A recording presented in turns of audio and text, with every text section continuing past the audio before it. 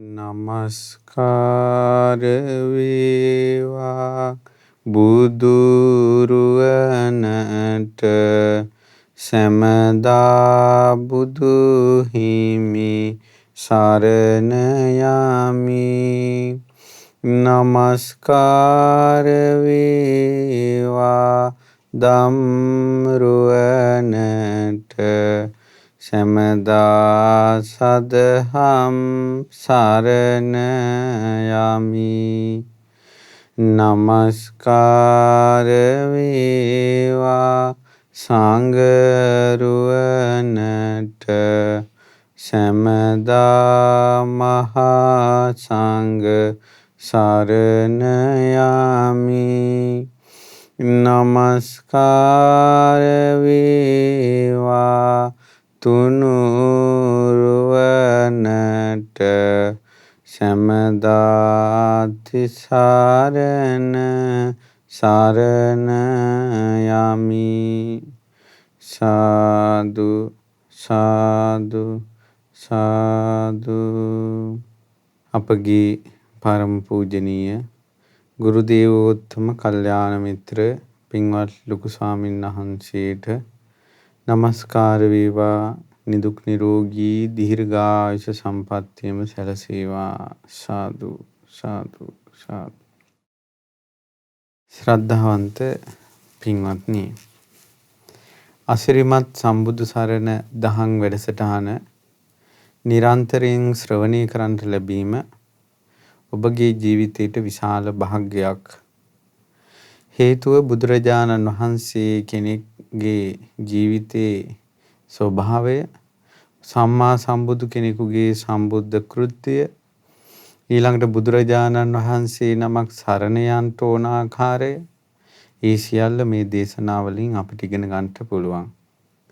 දැන් බොහෝ කාලයක ඉඳලා අපි මේ ධර්ම දේශනා ශ්‍රවණය කරන්නේ. බුදුරජාණන් වහන්සේ සත්වයන් දමනය කළා, දමනයට පැමිණෙව්වා, සසරින් එතර කෙරෙව්වා. ඉතින් අපි ඒ වහලා සිත පහදවා ගන්නවා. ඒ පහන් සිත අපිට බුද්ධ ශාසනයේ පිහිට ලබලා දෙනවා. ඉතින් අද දවසේත් මේ උතුම් ධර්ම දේශනාව සඳහා දායකත්වයේ දරන්නේ ඉතාලියේ බූස්තෝ නගරයේ පදිංචි සදීස් ක්‍රූස් මහත්මයා, ඒ වගේම රවිනී ඒකනායක මහත්මිය, අන්‍යා දියණිය, ඇරන් පුතණුවන්, කෝකිලා සහ ගර්ටි මෑණියන් යන පින්වත් පිරිස එකතු වෙලා අද ධර්ම දායකත්වයේ දරනවා. සියලු දෙනාට ධර්ම අවබෝධයටත් සියලු යහපත පිණිසත් මේ අප්‍රමාණ පින හේතු වාසනා වේවා කියන අදහස අපි මුලින්ම සිහිපත් කරනවා. ඉතින් පින්වත්නි, අපේ බුදුරජාණන් වහන්සේ දෙවියන් මරුන් බඹුන් සහිත ලෝකේ මහත් වූ ආනුභාවයට පත් වෙලා වැඩ සිටියේ. මේ ලෝක ධාතුවේ පමණක් නොවේ, දසදහසක් ලෝක ධාතුවලත්, අනේක ලෝක ධාතුවලත්, සහස්‍රී, ද්විසහස්‍රී, මහා සහස්‍රී ආදී ලෝක ධාතුවල අනන්ත සක්වලට බුදුරජාණන් වහන්සේ බුද්ධානුභාවය පැතිරෙව්වා. ඉතින් බුදුරජාණන් වහන්සේ ගත කරපු ජීවිතය තුළ 45 වසරක් තුළ ඒ බුදුරජාණන් වහන්සේගේ ජීවිතයට නොයේක ආකාරයේ අත්දැකීම් වලට මුහුණ දෙන්න සිද්ධ වුණා. මේ කෙලෙස් සහිත ලෝකයා සමග වාසය කරද්දී. ඉතින් ඒ අතරතුර තමා ළඟම පැවිදි වෙලා බුදුරජාණන් වහන්සේටම අභියෝග කළා හිටියා. අප්සුණක්කත් සරබ ওই වගේ චරිත ගැන අපි කතා කළා. ඊළඟට දෙවියන් අතර, බ්‍රහ්මයන් අතර භාග්‍යතුන් වහන්සේ දහම් දේශනා කරද්දී ඒ ලෝකවලත් බුදුරජාණන් වහන්සේට අභියෝග ඇති කළා. නමුත් ඒ අභියෝග සියල්ල අවසන් වුණේ ඒ බුදුරජාණන් වහන්සේ දෙසූ ධර්මය ඒ ලෝකවල සත්‍යයන් අවබෝධ කරලා ශ්‍රාවකත්වයට පැමිණිලා. දැන් බ්‍රහ්මයන් බුදුරජාණන් වහන්සේගේ උපස්ථානෙට පැමිණෙනවා.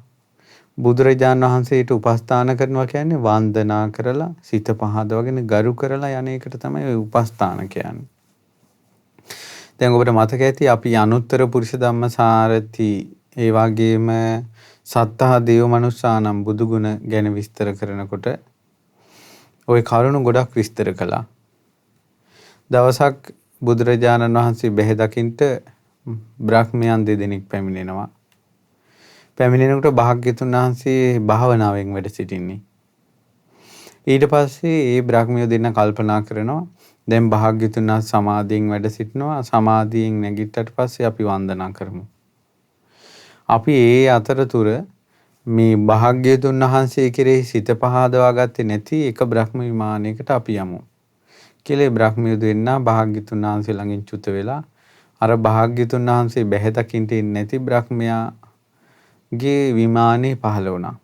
පහළ වුණාම ඒ බ්‍රහ්මයා සතුටු වෙනවා. පැමිණෙන්න මේ බ්‍රහ්මවරු පැමිණිච්ච එක බොහොම අගය කියලා. ඊට පස්සේ අහනවා ඔබලා මේ වෙලාවේ මේ කොහේ ගිහිල්ලාද මෙහි මාගේ විමානෙට පැමිණේ? කියනවා මේ භාග්‍යවත් අරහත් සම්මා සම්බුදුරජාණන් වහන්සේට උපස්ථානෙට අපි දෙන්න ගියා කියලා. කියනවා අයියෝ එහෙලට මොකද්ද මේ වෙලා තියෙන්නේ? මහා බ්‍රහ්මයෝ වෙලා ඉපදිලා ආනුභාව සම්පන්න ඇතු ඉපදිලා මේ නීච වූ මනුස්ස ලෝකේ මේ මිනිස්සෙකුට මේ බඹයක් පමණ උස තියෙන ශරීරයක් තියෙන මේ මිනිස්යන්ට උපස්ථාන කරන්න යනවද? ඔහෙලගේ ඔළුව අවුල් වෙලාද කියලා ඇහුවා. ඊට පස්සේ බ්‍රහ්මයා කියනවා එහෙම කියන්න එපා. සම්මා සම්බුදුරජාන් වහන්සේලා ලෝකේ කලාතුරකින් පහළ වෙන්නේ. ඒ උත්තමයන් වහන්සේලාට අපි උපස්ථාන කරන්න ඕන කියලා. වඳින්න පුදන්න ඕන කියලා කිව්වා. ඊට පස්සේ අර බ්‍රහ්මයා කියනවා මම නම් යන්නේ නැහැ කිව්වා. ඔය මනුස්ස ලෝකේ මිනිස්සුන්ට උපස්ථාන කරන්න අපි යන්නේ නැහැ. මම මහා ආනුභාව සම්පන්න කෙනෙක් කිව්වා. ඒ බ්‍රහ්මවරුනි මන් නුඹලාට මාගේ ආනුභාවය පෙන්වන්නම් කියලා ඒ ෂණේම තමා වගේ බ්‍රහ්මයෝ 1000ක් මැව්වා. ඊට පස්සේ අර පැමිණි බ්‍රහ්මයා මොකද කළේ? එහෙනම් චුට්ටක් ඉන්න ඔබත් මා දෙස බලන්න කියලා. එයා අර මේ බුදුරජාණන් වහන්සේ ළඟ ඉඳලා වැඩි බ්‍රහ්මයා තමන්ගේ බ්‍රහ්ම ශරීර වගේ 2000ක් මැව්වා. මම කිව්වා මේ ඔහිගේ ඉරිදියයි මගේ ඉරිදියයි මොකද්ද? තුන් ලෝකෙට අපි ප්‍රාතිහාර්ය පාන අපේ ඉරිදිය මේ සම්මා සම්බුදු කෙනෙක් ඉදිරියේ වැලි කැටයක් වගේ බුදු කෙනෙක් මහ මෙරක් වගේ. ඒ නිසා ලෞතර සම්මා සම්බුදුරු කලාතුරකින් ලෝකෙට පහළ වෙන්නේ කිව්වා. ඊට පස්සේ ඔන්න ඒ බ්‍රහ්මයා සංවේගයටපත් කළා. ඒ බ්‍රහ්මවරු දෙන්න අතුරුදහන් වුණා. පස්සේ කාලෙක අර බ්‍රහ්මයාත් උපස්ථානෙට ගියා. ඊළඟට තව තැනක තියෙනවා එක බ්‍රහ්මෙක් කල්පනා කළා මේ බ්‍රහ්ම ලෝකෙන් නම් ලෝකෙ කිසි කෙනෙකුට නැවත එන්න බෑ. මේක තමයි නිවන කියලා. ඊට පස්සේ මේ මොහොතේම බුදුරජාණන් වහන්සේ මනුස්ස ලෝකෙන් අතුරුදහන් වෙලා ඒ බ්‍රහ්ම රාජයාගේ සිත දැකලා දැන් බලන්න බ්‍රහ්ම ලෝකේ ඉඳලා මනුස්ස ලෝකෙට මහා විශාල ගල් පර්වතයක් අතහැරියොත් එහෙම ඒක ඍජුව පල්ලෙහාට වැටෙනවා නම් මාස 4ක් යනවා කියන එක පොළොවට වැටෙන්න. නාගසේන මහරහතන් වහන්සේ වදාළේ. එච්චර දුරක් යොදුන් 42000 කියන්නේ මනුස්ස ලෝකේ ඉඳලා මේ චාතුම් මහරජිකේට යොදුන් 42000ක් තියෙනවා. තාවතින්සිට 84000ක් තියෙනවා. ඒ වගේ 42000න් ඒ කියන්නේ කිලෝමීටර් 4,42,000ක් කිලෝමීටර් 4,22,000න් 22,000ට තමයි මේ ලෝක ධාතුවෙන් වෙවි යන්නේ. තුට ඉහළම තියෙන බ්‍රහ්ම ලෝක වලට කොච්චර දුරක්ද කියලා හිතන්න. එච්චර දුරක බ්‍රහ්මයේ හිතන සිටිවිල්ල දෙවුරන් වෙහෙරේ ඉන්න බුදුරජාණන් වහන්සේ දකින්නවනේ. බුදුරජාණන් වහන්සේගේ සිත් දැකීමේ අනුභවය. ඉතින් බුදුරජාණන් වහන්සේ මේ මොහොතේ බ්‍රහ්මයාට ඉහළින් ආකාශයේ වැඩ හිටියා. වැඩ ඉන්නකොට අර බ්‍රහ්මයාට පුදුම හිතුණා. ඒ බ්‍රහ්මයා හිතාගෙන හිටියේ කිසිම ලෝකයකින් ඒ බ්‍රහ්මයා ඉන්න ලෝකෙට කිසිම කෙනෙකුට එන්න බෑ කියලා. ඊට පස්සේ අපේ මොග්ගලම් මහරහතන් වහන්සේ බැලුවා භාග්‍යතුන් වහන්සේ මේ වෙලාවේ කොහෙද වැඩ ඉන්නේ? බ්‍රහ්ම ලෝකේ. එතකොට බුදුරජාන් වහන්සේට පහලින් අර බ්‍රහ්මයාට ඉහළින් වම් පසට වෙන්න මොග්ගලම් මහරහතන් වහන්සේ පහළ වුණා. අර බ්‍රහ්මයාට තව පුදුමයි. ඊට පස්සේ මහා කාශ්‍යප මහරහතන් වහන්සේ බැලුවා කෝ අපේ භාග්‍යතුන් වහන්සේ දෙව්ලොව වැඩ ඉනවා. ඊට පස්සේ මහා කාශ්‍යප මහරහතන් වහන්සේ මනස ලෝකෙන් අතුරු වෙලා බ්‍රහ්ම ලෝකේ බුදුරජාණන් වහන්සේට පහලින් බ්‍රහ්මයාට ඉහළින් දකුණු පසින් වැඩ හිටියා. අනුරුද්ධ මහරහතන් වහන්සේ, රට්ටපාල මහරහතන් වහන්සේ ආදී රහතන් වහන්සේලා ඒ බ්‍රහ්ම ලෝකේ පහළ වුණා. ඊට පස්සේ මුගලන් මහරහතන් වහන්සේ යනවා ඒ බ්‍රහ්මය නුඹ හිතුවා නේද මේ ලෝකෙට කාටවත් එන්න බෑ කියලා. භාග්‍යතුන් වහන්සේ පිරිවරාගෙන ඉන්න මේ සංගරුවන දකින්නකොට උඹගේ මේ මිත්‍යා දෘෂ්ටි තවම තියෙනවද කියලා ඇහුවා. අනේ සංඝරිසින් වහන්සේ පිරිවරාගත්ත මේ මහරහතන් වහන්සේලා දකින්නකොට මම මගේ දෘෂ්ටිය තවත් කොයි විදිහකට පවත්වන්නද? මගේ දෘෂ්ටිය වැරදි කියලා කිව්වා. ඒ දර්ශනයෙන් දෘෂ්ටි පහ කළා. ඊට පස්සේ භාග්‍යතුන් වහන්සේ ඇතුළු සංගරුවන අතුරුදහන් වුණා. ඒ බ්‍රහ්මයා තවත් බ්‍රහ්මයෙකුට කිව්වා මේ එම්බා බ්‍රහ්මය නුඹ මොග්ගල්ලාන භික්ෂුව මුණ ගැහියනි. ගිහිල්ලා අහපන් ওই වාගේ බ්‍රහ්ම ලෝකෙට එන්න පුළුවන් තවත් අය ඉන්නවද කියලා. ඊට පස්සේ බ්‍රහ්මයා මුගලන් මහරහතන් වහන්සේ දෙවුරන් වීරි පහළ වුණේ. ඒ පහළ වෙච්ච තැනම අර බ්‍රහ්මයා තාපහු පහළ වුණා. මේ දූත බ්‍රහ්මයා. ඊට පස්සේ ඇහුවා මොග්ගල්ලාණන් වහන්සේ මට දැනගන්න ඕනන්නේ මේ වගේ බ්‍රහ්ම ලෝකෙට යන්න පුළුවන් බ්‍රහ්මියොත් එක්ක කතා බහ කරන්න පුළුවන් තවත් භික්ෂුන් මේ දෙවුරන් විහිරි ඉන්නවද? කිව්වා මේ දෙවුරන් විහිරි දැනටම 500කට අධික පිරිසක් ඉන්නවකෝ ඒසා ඉරිදිමත්. ඉතින් අනිත් භික්ෂුන් ගැන කවර කතාවද කිව්වා මේ පැති විසිරී පැතිරී සිටින. ආශ්චර්ය අద్භූතයි කියලා ඒ බ්‍රහ්මයා එතරින් අතුරුදහන් වෙලා අර බ්‍රහ්මයාට කිහිල්ල විස්තර කියනවා. මේ වගේ මේ බ්‍රහ්ම ලෝකවල තියෙන ඊළඟට තමයි දැන් අපි ගත්තු ජයමංගල ගාථාවල සත්‍යක්‍රියා කරනවනේ. බුදුරජාණන් වහන්සේ බකනම් බ්‍රහ්මයා මානෙන් දෙපෙද්දී දමනය කළා කියලා. මම හිතුවා මේ විස්තරේ නැවත සීකලුත් හොඳයි කියලා. අපි තථාගත බුදුරජාණන් වහන්සේ මේ ලෝකේ දෙවියන් මරුන් බබුන් සහිත ලෝකේ මේ එක එක අභියෝග වලට මුහුණ දෙන ආකාරය නිකිලෙස් හද මඩලින් අපි සරණ ගිය අපේ බුදුරජාණන් වහන්සේ ලෝක ජයගත් හැටි ඔබට ඉගෙන ගන්නට ලැබෙනවා. මේ දේශනාව මජ්ක්‍ධිම නිකායේ පළවෙනි පොත් වහන්සේගේ තියෙන බ්‍රහ්ම නිමන්තික සූත්‍රය. බුදුරජාණන් වහන්සේ ඒ දවස්වල වැඩ සිටියේ සවැත් නුවර ජේතවනාරාමේ අනේපිඬු සිටුතුමාගේ ආරාමේ. සංඝයාට බුදුරජාණන් වහන්සේ මේ අතීත විස්තරය සිදු විස්තරය වදාලා. පින්වත් මහණෙනි, එක දවසක් මම උක්කට්ඨා නගරයේ අසර සුබග කියන වනාන්තරයේ විශාල සල්රුකක් සෙවණේ වැඩ හිටියා. ඒ වෙලාවේ බකනම් බ්‍රහ්මයාට මේ විදිහේ පාපී දෘෂ්ටියක් ඇති වෙලා තිබෙනවා මා දුටුවා. ඒ කියන්නේ මොකද මේ බක බ්‍රහ්මයාට ඇති වුණ පාපී දෘෂ්ටිය? බ්‍රහ්ම ලෝකේ නිට්ටයයි ස්ථිරයි. බ්‍රහ්ම ලෝකේ සදාකාලිකයි. පරිපූර්ණ එකක් චුත වෙන්නේ නැහැ. බඹලෝයේ ඒතන තවත් කෙනෙකුට ඉපදෙන්න බෑ. දිරන්නේ චුත වෙන්නේ යලි ඉපදීමක් නැහැ. මේ බඹලෝෙන් තොර වෙනත් දුකින් නිදහස් වීමක් නැහැ. මේ ලෝකේ සත්වයෝ අමා මහ නිවන ලබනවා කියලා ලබනවා නම් ඒ තමයි මේ බ්‍රහ්ම ලෝකෙ ඉපදෙන එක කියලා මේ බකනම් බ්‍රහ්මයා පාපී දෘෂ්ටියකට ආවා. ඉතින් පින්වත් මහණෙනි, මම ওই සිතිවිල්ල දැකලා මේ දික් කළ හතක් හකුලුවන වේගෙන් හකුලුවන හතක් දික් කරන වේගෙන්. ඇයි ඒ උපමාවක් ඒ විදිහට වදාලේ? අර බ්‍රහ්ම ලෝකේ ඉඳලා මනුස්ස ලෝකෙට තියෙන දුර.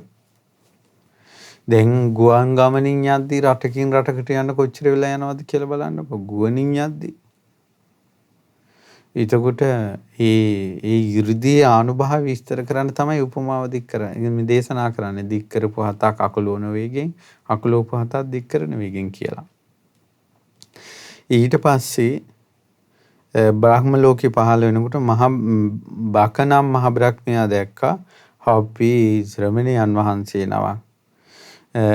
ඒ මාරිස නිදුකානන් වහන්සේ වඩින්ට ඔබේ පැමිණීම ඉතාමත් යහපත් දුක් නැති මොනිදුනි බොහෝ කාලයකට පස්සේ මේ වැඩි. ඉතින් දුක් නැති මේ මොනිදුනි මේ බ්‍රහ්ම ලෝකේ තමයි නිට්ටය ස්ථිර සාස්වත පරිපූර්ණ චුතිය ජරාව මරණේ නැති නිවන කියලා කියන්නේ මේ බ්‍රහ්ම ලෝකෙට. ඒ මේ ශ්‍රමණයන් වහන්සේ මේ නිවන නැමැති බ්‍රහ්ම ලෝකෙට එන්න. එහෙම කියනකොට බ්‍රහ්මයා භාග්‍යතුන් වහන්සේ වදාලා "යේ පින්වත් බ්‍රහ්මය, නුඹ ඉන්නේ අවිද්‍යාව තුල. ඒ නිසා තමයි අනිත්‍ය වෙලා ඉඳගෙන නිට්ටයයි කියනවා. අස්ථිර වෙලා ඉඳගෙන ස්ථිරයි කියනවා. සදාකාලික නොවි ඉඳගෙන සදාකාලිකයි කියනවා. අපරිපූර්ණ විඳගෙන පරිපූර්ණයි කියනවා. චුතවන ස්වභාවයෙන් ඉඳගෙන චුත නොවනවා කියලා කියනවා. යම් තැනක ඉපදීම, දිරීම, මිය යෑම, චුත වීම, යාලි ඉපදීම තියෙනවා නම් යන්න එතෙන්ටම ඉපදීම, ජාති, ජරා, මරණ නැති නිවන කියලා මේ බ්‍රහ්ම ලෝකෙටම කියනවා අනිත්‍ය වූ, අස්තිර වූ, උපත, චුතිය, නැවත ඉපදීම ඇති ලෝකයකටම.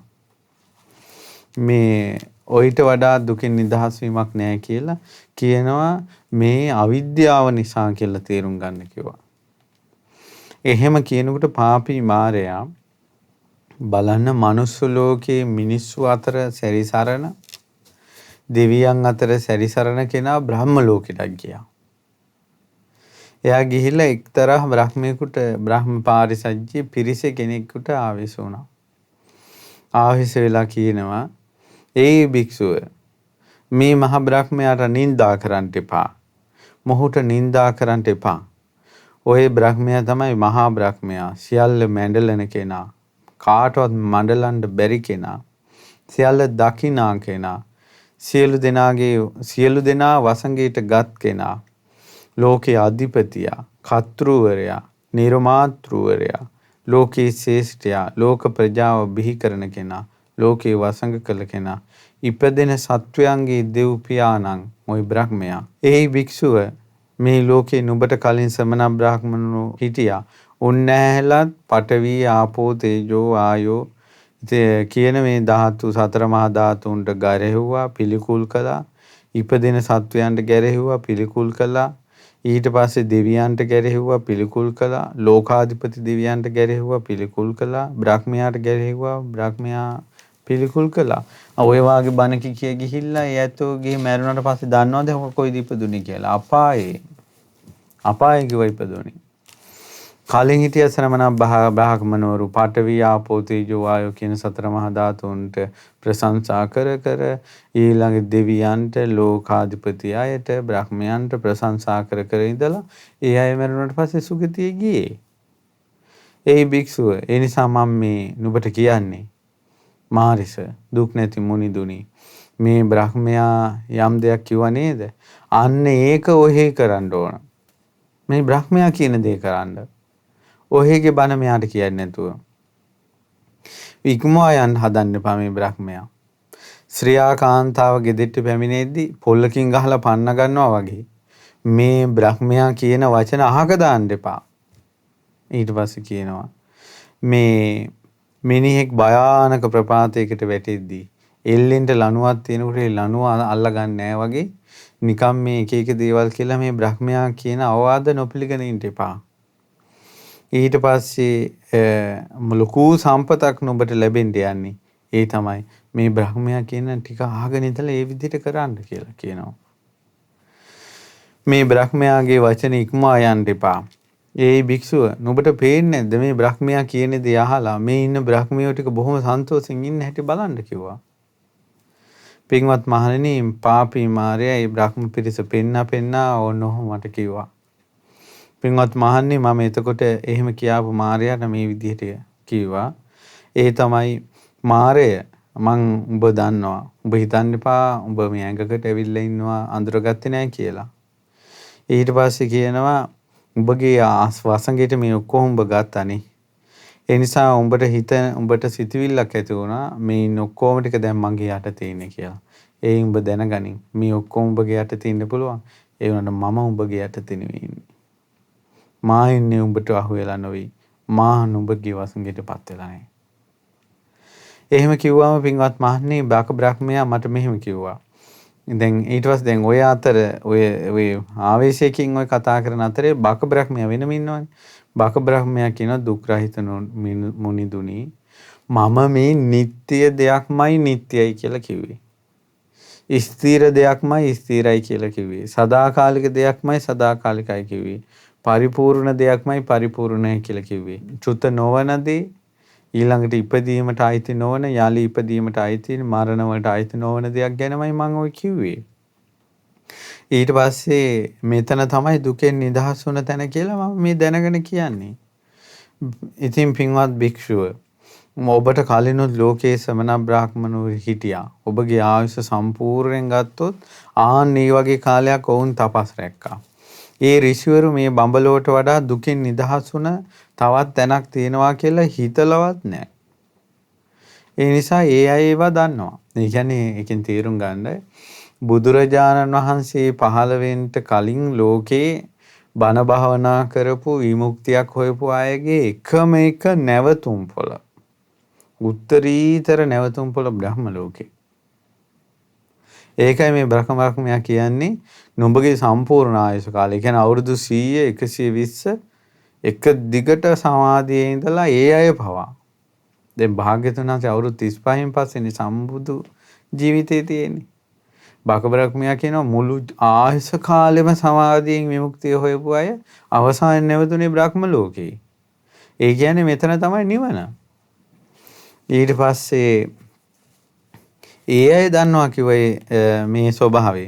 ඉතින් පින්වත් භික්ෂුව ඔබට මෙච්චරයි මට කියන්න තියෙන්නේ. මේක තමයි නිවන. නිකන් අමාරුවේ වැටෙන්න එපා. බ්‍රහ්ම ලෝකෙටත් එහා නිවනක් තියෙනවා කියලා අමාරුවේ වැටෙන්න හදන්න එපා. දැන් බක බ්‍රහ්මයා කියනවා. දැන් මේ බුදුරජාණන් වහන්සේට කියා හිටින්නේ. ඕවා හොයන්ට ගිය කලන්ත හැදිලා පීඩාවටපත් වෙනවා. පින්වත් භික්ෂුව ඔබ පඨවි ධාතුවේ බැසගෙන හිටියොත් මා ළඟ පඨවි ධාතුවේ බැස ගන්න. ආපෝ තේජෝ වායෝ ධාතු වල බැස ගන්න. ඊළඟට දෙවියන් බ්‍රහ්මයන් ගැන හිත බැස ගන්න. ඒකට ඔබට මංගාවට එන්න පුළුවන්. නිකම් මේවා ප්‍රතික්ෂේප කරලා තියෙන නිවන නැති කරගන්න එපා. පින්වත් බ්‍රහ්මය මම ඒක දන්නවා. යම් විදියකින් පඨවි ධාතුව කෙනෙක් බැසගෙන හිටියොත් ඒක ඔබගේ අරමුණටපත් වෙන දෙයක්. එතකොට මේ පඨවි ධාතුවේ බැසගෙන ඉන්න කෙනාට මහා බ්‍රහ්මයාට පුළුවන් එයාට අභියෝග කරන්න. එයාගේ වසඟයට ගන්න පුළුවන්.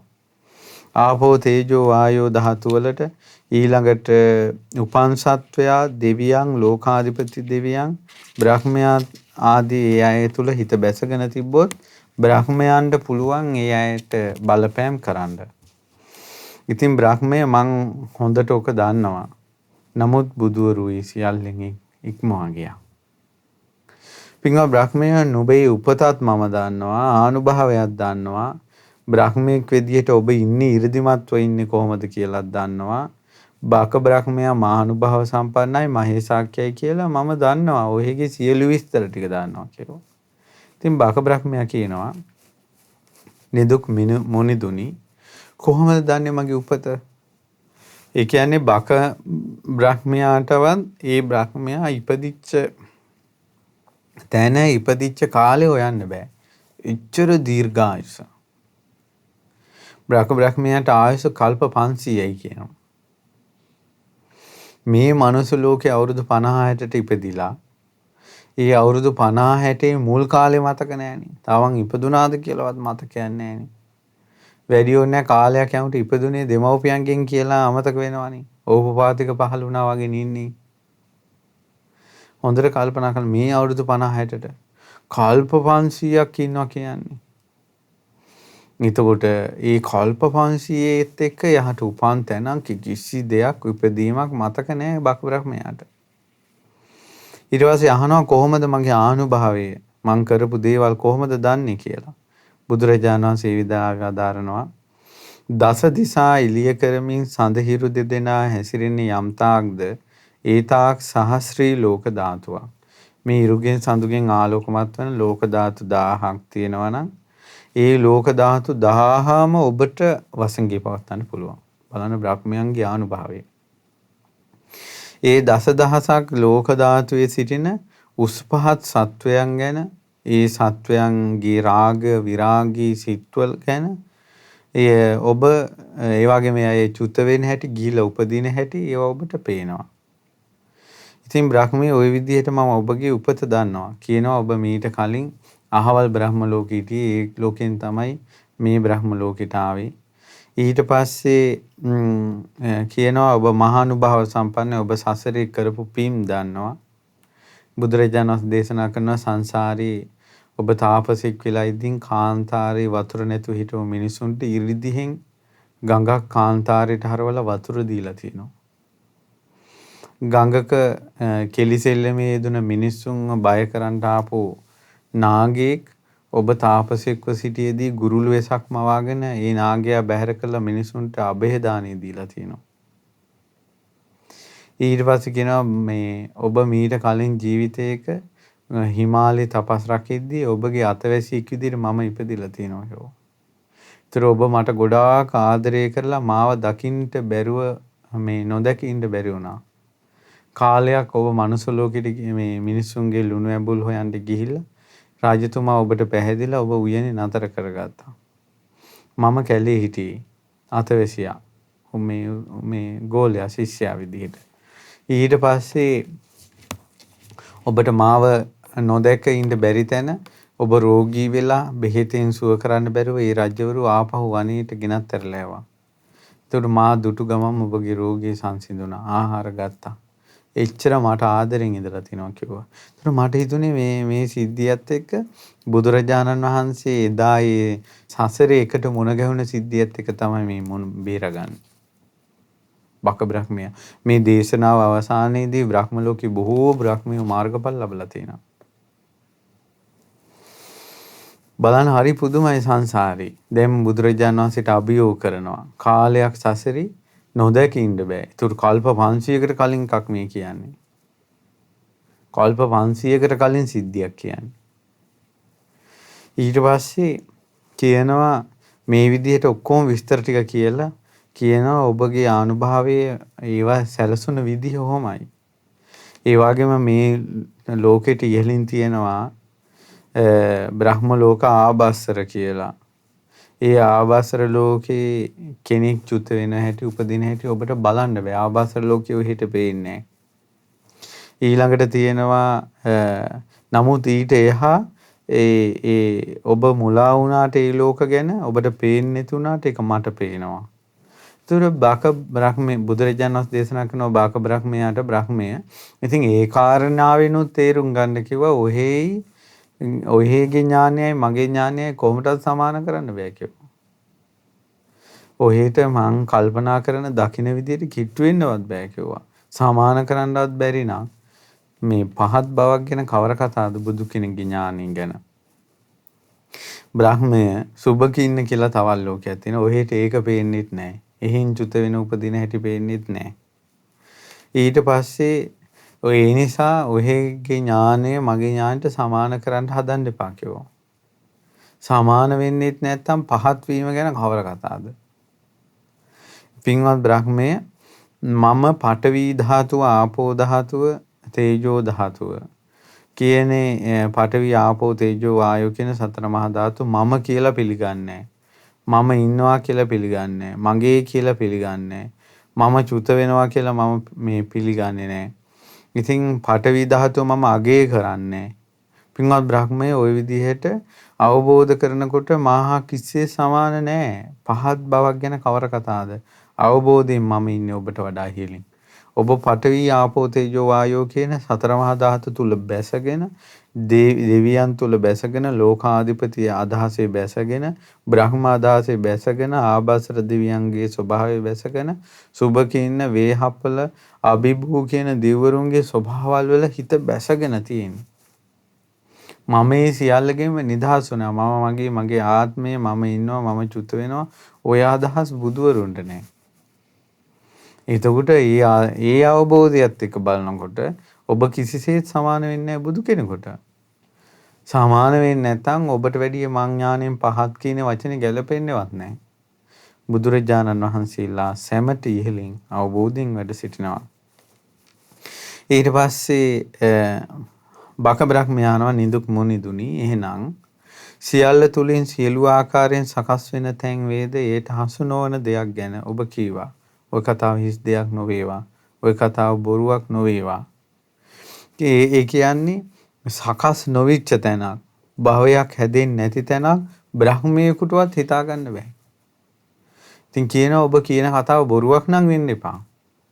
බුදුරජාණන් වහන්සේ දේශනා කරන බ්‍රහ්මය රහතන් වහන්සේගේ විඥානයේ නිදර්ශන රහිතයි. අනන්තයි.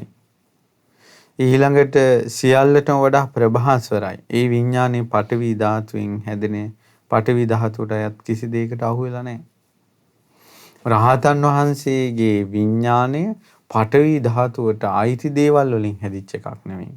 එහි බැසගෙන නැහැ. ඊළඟට හසු වෙලා නැහැ. ආපෝ ධාතුවට අයිති දේක බැසගෙන නැහැ. තේජෝ ධාතුවට අයිති දේක බැසගෙන නැහැ. වායෝ ධාතුව හැදෙන වායෝ ධාතුවට අයත් කිසි දෙයකට අහු වෙලා නැහැ. ඉපදෙන සත්වයන්ගේ ඉපදෙන ස්වභාවයට අහු වෙලා නැහැ. දෙවියන්ගේ දිව්‍ය ස්වභාවයට අහු වෙලා නැහැ. ලෝකාධිපති දෙවියන්ගේ ලෝකාධිපති ස්වභාවයට අහු වෙලා නැහැ. බ්‍රහ්මයන්ගේ බ්‍රහ්ම ස්වභාවයට, ආභාසර දෙවියන්ගේ ආභාසර ස්වභාවයට, සුභකින්න දෙවියන්ගේ සුභකින්න ස්වභාවයට, වේහප්පල දෙවියන්ගේ වේහප්පල ස්වභාවයට, අභිභූ දෙවියන්ගේ අභිභූ ස්වභාවයට අහු වෙලා නැහැ. ඒ සියලු දෙයකටම අහු වෙලා නැති අනිදර්ශන විඥානයක් තමයි රහතන් වහන්සේලාට තියෙන්නේ. එහෙනම් එතනින් මෙහා රහතන් වහන්සේලා නොවුන නිකලෙස් නොවුන කෙනෙක්ගේ විඥානය එක්කෝ පඨවි ධාතුවට අයිති. ඒකට අහු වෙලා ආපෝ ධාතුවට, තේජෝ ධාතුවට, වායෝ ධාතුවට, ඊළඟට දෙවියන්ට, බ්‍රහ්මයන්ට මේ ලෝකෙටම අහු වෙලා තියෙන විඥානය. අය ගැලවෙන්න බෑ. රහතන් වහන්සේට තමයි කිසි දෙයකට අහු වෙච්ච නැති, කිසි දෙයකින් පණවන්න බැරි විඥානයක් තියෙන්නේ. ඒ විඥාණයට කියනවා අනිදර්ශන විඥානය. අනිදර්ශන විඥානය. ඊට පස්සේ බුදුරජාණන් වහන්සේ එහෙම කියනකොට බක බ්‍රහ්මයා දැන් ඊළඟට කල්පනා කරා දැන් මේ වාදේ නතර වෙන්නේ නැහැ. බ්‍රහ්මයන් කල්ක කිව්වා හරි. මං දැන් ඔබ වහන්සේ ඉදිරිය අතුරුදහන් වෙනවා. දැන් ඔබ වහන්සේට කරන්න පුළුවන් දෙයක් කරන්න. භාග්‍යතුන් වහන්සේ වදාලා එහෙනම් හොඳයි බ්‍රහ්මයා ඔබ උතනින් අතුරුදහන් වෙන්න. එතකොට බුදුරජාණන් වහන්සේ ඉරිදියක් කළා මේ බ්‍රහ්මයාට අතුරුදහන් වෙන්න නොහැකි වේවා කියලා. ඉතින් බාක බ්‍රහ්මයා හිතනවා මම දැන් අතුරුදහන් වෙනවා, නොපෙනී යනවා, අතුරුදහන් වෙලා යනවා, නොපෙනී යනවා කියලා. ඒ බාක බ්‍රහ්මයාගේ හිත වැඩ කරන්නේ නැහැ. ඉරිදිය වැඩ කරන්නේ නැහැ. ආනුභාවය වැඩ කරන්නේ නැහැ. ඊට පස්සේ බුදුරජාණන් වහන්සේ වදාලා හරි. එහෙනම් මම දැන් අතුරුදහන් වෙලා යන්නම්. මම දැන් අතුරුදහන් වෙලා යන්නම් කියලා කල්පනා කරන කියනකොට බාක බ්‍රහ්මයන් කිව්වා හරි. හරි එහෙනම් අතුරුදහන් වෙලා යන්න. ඉතින් බුදුරජාණන් වහන්සේ ඒ වෙලාවේ අතුරුදහන් වෙලා යනකොට බාක බ්‍රහ්මයා අධිෂ්ඨානයක් කරනවා මේ ශ්‍රමණයාට අතුරුදහන් වෙන්න බැරි වේවා කියලා. නමුත් ඒවා වැඩ බල පවත්වන්නේ නැහැ. බුදුරජාණන් වහන්සේ ඉතින් අතුරුදහන් වෙලා ගියා. නොපෙනී ඉඳගෙන බුදුරජාණන් වහන්සේ අතුරුදහන් වූ ස්වරූපයෙන් රූපයෙන් කටහඬ පතුරෙව්වා.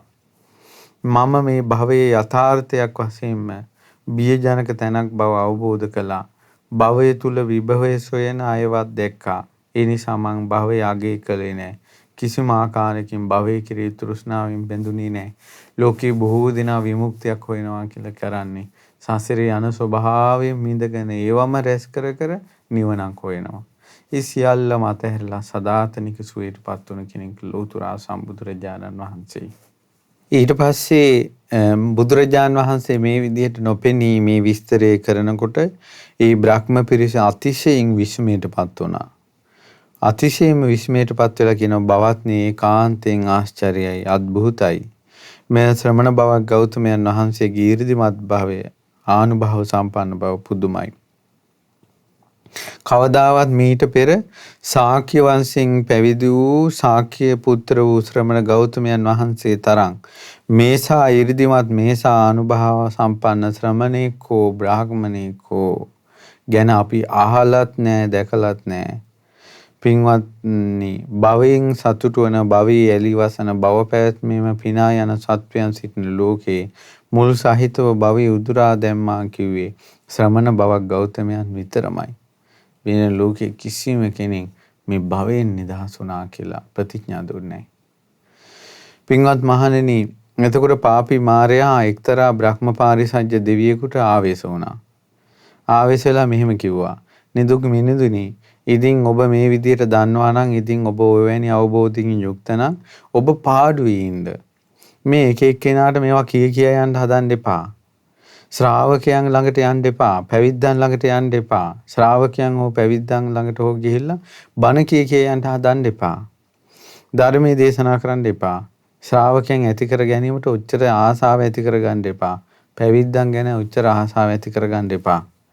ඒ භික්ෂුව නුඹට කලිනුත් කට්ටිය හිටියා මම බුදු වෙලා අරහත් වෙටපත් වෙලා කියලා. ඒ අය ශ්‍රාවකයෝ ළඟට ගිහිල්ලා බණ කිව්වා. එක එක දේවල් ගිහිල්ලා කිව්වා. ඒ අය ශ්‍රාවකයන්ට ඇලුනා, පැවිද්දන්ට ඇලුනා. ඇලිලා ගිහිල්ලා දන්නවද මොකද උනේ කියලා මැරුණාට පස්සේ අපායෙ ගියා කිව්වා. ඊට පස්සේ කියනවා ඒ භික්ෂුව නුඹට කලින්මුත් හිටිය ලෝකයේ අය මම රහත් වෙලා සම්මා සම්බුදුයි කියලා.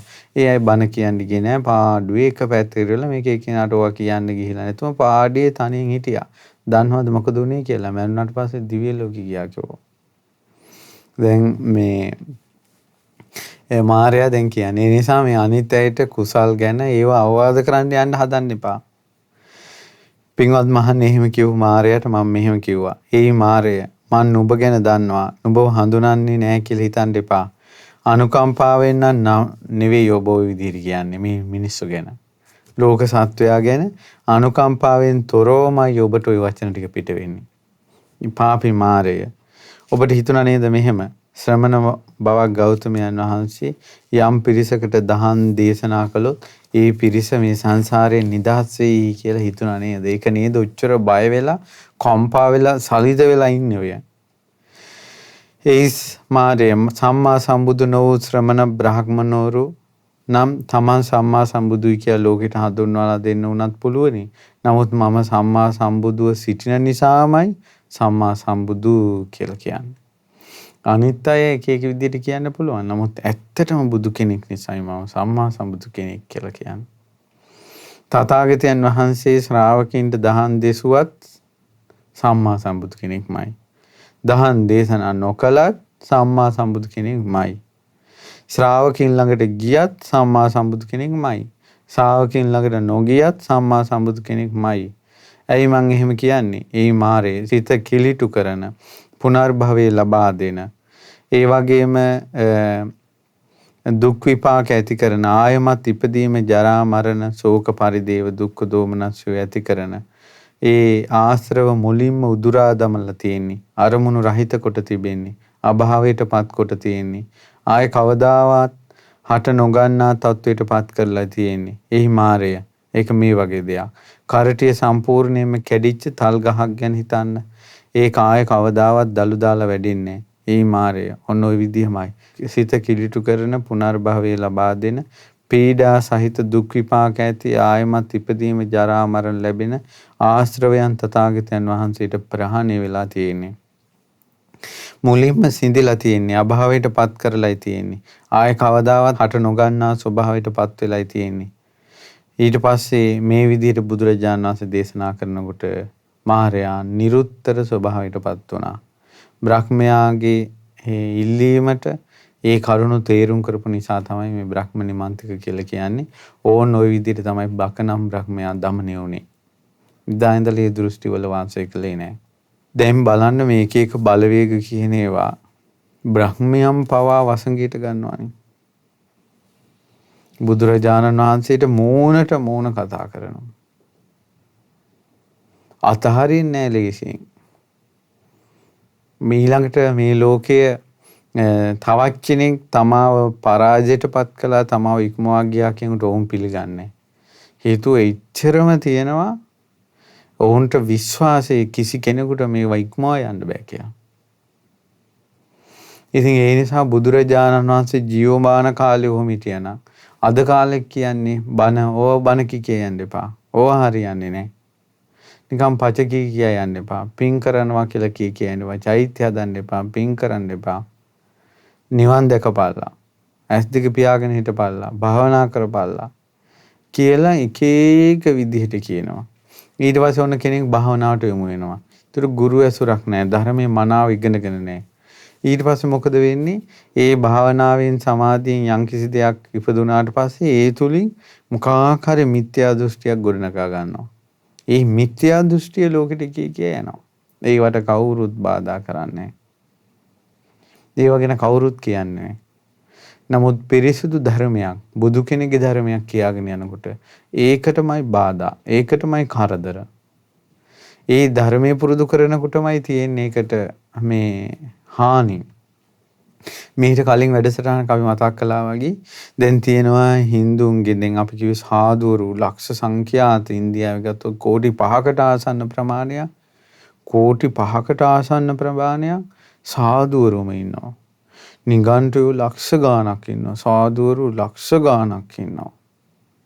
එතකොට ඒ අය එහෙම කරගෙන ඉන්නවනේ. ඉතින් ඔය මේ හීතලේ ඉන්නවා, අලු තවරාගෙන ඉන්නවා, ගංජා ගහගෙන ඉන්නවා. ඊට පස්සේ මුළු ජීවිත කාලෙම ඉන්නවනේ. භජන් කියා ඉන්නවා. එතකොට ඒ ගත්තොත් එකම මන්ත්‍රයේ කෝටි ගණන් වාර සජ්ජායනා කරමින් ඒකෙන් ධ්‍යාන කරනවා. ඒ හිමාලයේන තාපසයෝ ධ්‍යාන කරන මේ මන්ත්‍ර මේ ලංකාවේ කෙනෙක් ටීවී එකකින් මොකකින් හරි හොයාගෙන එහෙම කළත් එයාටත් ඒක කරගෙන යන්න පුළුවන් නේ. දැන් ඔය යාග හෝම කරන ගිනි පුදන ඕවා ටීවී වලින් බලලා වීඩියෝ වලින් බලලා මේ ලංකාවෙත් ගෙවල් වල ගිනි හදන ගිනි උදුන් හදාගෙන ගිනි පූජා කරගෙන ඉන්න ළමයි මට මොන ගිහිලා තියෙනවා. එවුන් ඒවා යසට කරනවා ටීවී වලින් බල.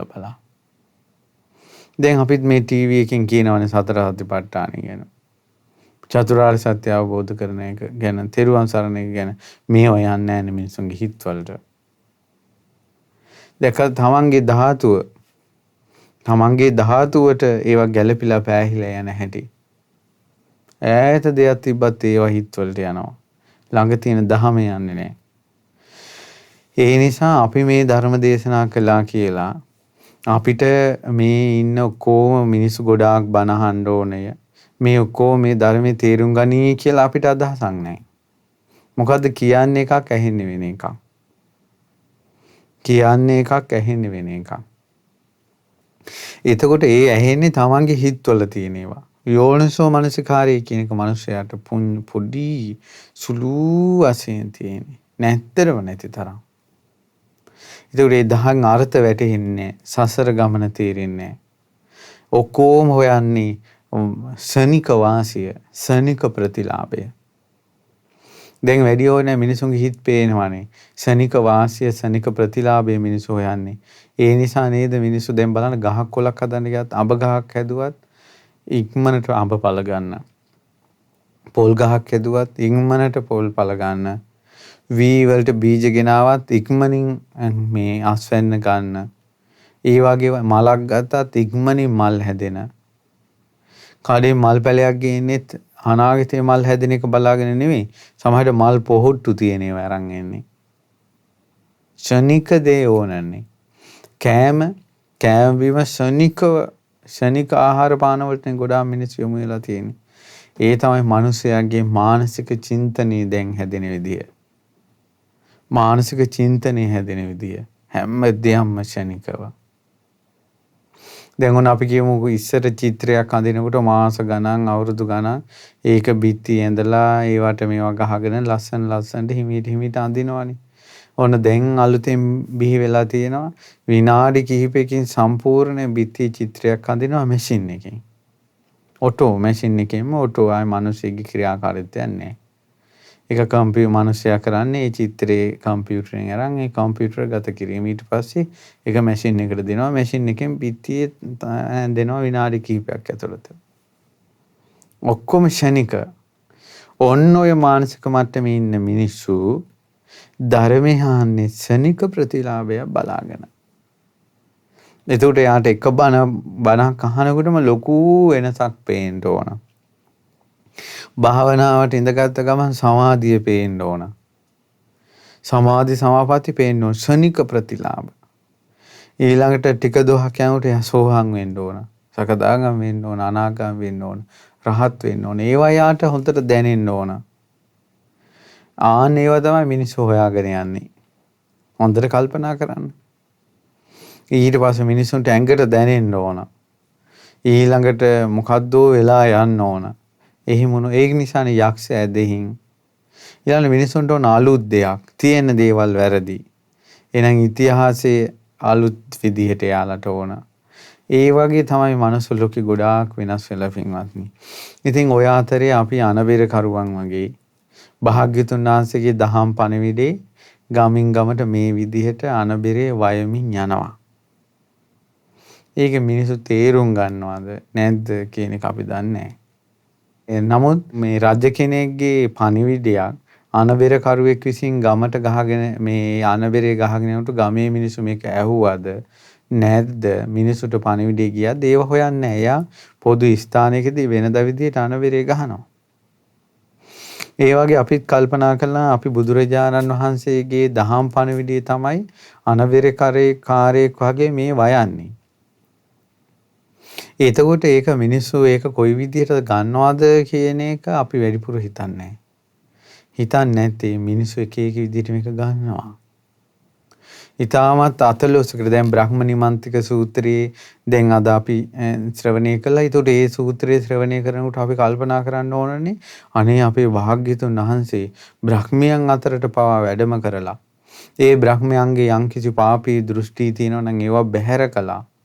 ඒ වගේම බුදු කෙනෙක් දහම් දේශනා කරනකොට ඒක විරුද්ධව ඒක බලවේගයක් නැගී හිටියා. ඔවුන් බ්‍රහ්මයෝ පවා බ්‍රහ්මයන්ගේ සිත පවා ආක්‍රමණය කළා. වසඟයට ගත්තා. බ්‍රහ්මයන්ගේ සිත පවා වසඟයට ගත්තා නම් අද කාලේ මිනිසුන්ගේ හිත වසඟයට ගැනීම ගැන කවර කතාවද? එතකොට ඒ කාලේ බුදුරජාණන් වහන්සේ ඉදිරියටත් ගිහිල්ලා කරපු අභියෝගය තමයි බණ කියන්න එපා කියලා. දහම් දේශනා කරන්න එපා. තවන්ගේ පාඩුවේ හිටපල්ලා කියලා. එතකොට අද වුණත් යම් කිසි කෙනෙක් බුදු කෙනෙක්ගේ ධර්මයක් දේශනා කරනකොට ඒකට විරුද්ධයි නම්, ඒකට ගහනවා නම්, ඒකට නිඳා කරනවා නම්, ඒකට අපහාස කරනවා නම්, එයා පැත්ත දාන්න කටයුතු කරනවා නම්, ඒ කෝගෙන් පිටිපස්සේ තියෙන්නේ කුමක්ද කියලා නුවණැති කෙනා තේරුම් ගන්න ඕන. මේ තමයි පින්වත්නි අවසාන යුගයේ. තමන්ගේ ධර්ම හොඳට තේරුම් ගන්න. බුද්ධ ශාසනයේ බුදුරජාණන් වහන්සේ කෙරෙහි ශ්‍රී සද්ධර්මයේ කෙරෙහි ආර්ය මහා සංඝරත්නය කෙරෙහි චිත්ත ප්‍රසාදය ඇති කරගන්න. සීලය ආරක්ෂා කරගන්න. ඊළඟට චෛත්‍ය රාජානන් වහන්සේලා බෝධි රාජානන් වහන්සේලා වන්දනා කරගන්න. පින් දහම් කුසල් දහම් රැස් කරගන්න. දම්පැන් පූජා කරගන්න. ධර්මයේ ශ්‍රවණය කරන්න. තුනුරුවන් කෙරෙහි හොඳට පහදින්න මේ ධර්මානුකූලව. මේ ඔබට තුනුරුවන් හඳුන්වලා දෙන්නේ සූත්‍ර දේශනා ඇසුරින්. ධර්මයෙන්මයි ඔබට තුනුරුවන් හඳුන්වලා දෙන්නේ මේ. ඒ නිසා මේ වටිනා සම්පත ඔබ ලබා ගන්න.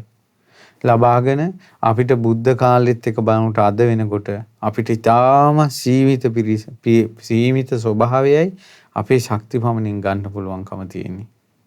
බුදුරජාණන් වහන්සේගේ ධර්මය, බුදුරජාණන් වහන්සේගේ ශාසනය මහා දෙවන්ත මේ ධාන්‍ය ගොඩක් කියලා හිතුවොත් ඒ ධාන්‍ය ගොඩින් අපිට ධාන්‍ය රැගෙන යන්න තියෙන තම තමන් ළඟ තියෙන වාජන අනුව.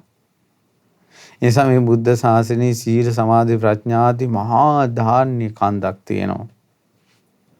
ඒකට ඒ ධාන්‍ය කන්දෙන් ඒ සීලේ අදි සීල අදි චිත්ත අදි ප්‍රඥා හත්තිස් බෝධිපාශික ධර්ම මහා සතිපට්ඨානය ඒ වගේම ධ්‍යාන සමාධි සමාපatti මේවා බුද්ධ ශාසනයේ මහා ධාන්‍ය ගොඩක් කියලා හිතන්න උපමාවකින්.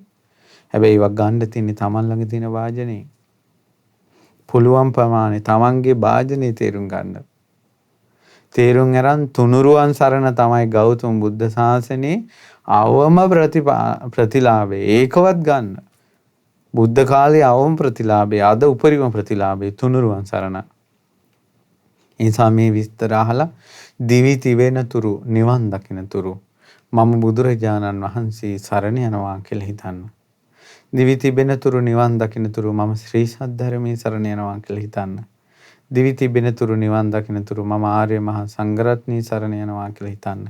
ඉතින් මේ උතුම් තිසරණය අපගේ ජීවිතේට එකම පිළිසරණ වේවා, එකම රැකවරණය වේවා. අපිට සසර දුකින් නිදහස් වෙන්න මේ ධර්ම ශ්‍රවණය හේතු වාසනා වේවා. ඉතින් අද දවසේ අසිරිමත් සම්බුදු සරණ දහම් වැඩසටහන සඳහා දායකත්වයෙන් දරන්නේ ඉතාලියේ බූස්ටෝ නගරයේ පදිංචි සදීස් ක්‍රූස් මහත්මයා, ඒ වගේම රවිනී ඒකනායක මහත්මයා, අන්‍යා දියණිය ඇරන් පුතණුවන් කෝකිලා සහ ගර්ටි මෑණියන් යන පින්වතුන්. ඉතින් මේ රැස් කරගත් සියලු පින් සියලු දෙවියන්ට අනුමෝදන් වී සියලු දෙවියෝ මේ පින්වතුන් ආරක්ෂා කරත්වා. මිය පරලෝකීය සියලුම ඥාතීන්ට මේ පින් අනුමෝදන් වී පරලොව සැපේ වේවා. පරම පූජනීය ගුරු දේවෝත්තම පින්වත් ලොකු ස්වාමීන් වහන්සේට ඒ වගේම ගරුතර මහා සංඝ රත්නයට මේ පින් අනුමෝදන් වෙත්වා. ඒ වගේම සිල් මෑණිවරුන්ට පැවිදි අපේක්ෂක දූපතුන්ට මේ පින් අනුමෝදන් වේවා. ඒ ගෞතම සසුනේ ධර්මාවබෝධය පිණිස මේ පින් අනුමෝදන් වේවා. ඒ වගේම පින්වතුන් නමින් සුජීවත්ව සිටින පවුලේ සියලු දෙනාට නිදුක් නිරෝගී සුවපත් භාවයේ සැලසේවා. ඒ වගේම ඉතාලියේ පදිංචි සදීස් ක්‍රූස් මහත්මයා, රවිනී ඒකනායක මහත්මිය, අන්‍යා දියණිය, ඇරන් පුතණුවන්, කෝකිලා සහ ගර්ටි මෑණිය යන පින්වතුන්ට මේ පින් අනුමෝදන් වේවා. අප සියලු දෙනාට මේ පින් බලෙන් කායික දුක් දුරු වේවා, මානසික දුක් දුරු වේවා, කායික මානසික සැපේ උදා වේවා. මව් දෙමව්පිය ඥාති බන්දු මිත්‍රාදීන්ට ලක්විරු ගුවන් උදලියේ ශ්‍රද්ධා රූපවාහිනී කාර්ය මණ්ඩලයට ධර්මයේ ශ්‍රවණය කරන සියලු දෙනාට උතුම් තුනුරුවන් සරණ තුලින් බුද්ධානුභාවයෙන්, ධම්මානුභාවයෙන්, සංඝානුභාවයෙන් සියලු රැකවරණේ යහපත වේවා. ලෝව දමනය කළ තථාගත අරහත් සම්මා සම්බුදුරජාණන් වහන්සේගේ සරණ තුලින් සසර දුක් කෙලවර කර ගැනීමට ඔබ අප කාටත් වාසනාව ලැබේවා. තෙරුවන් සරණයි. නමෝ බුද්ධාය. මෙවැනි වටිනා ධර්මදේශනා නැරඹීමට ශ්‍රද්ධා YouTube චැනලය සබ්ස්ක්‍රයිබ් කර සීනුව ලකුණ ඔබන්න.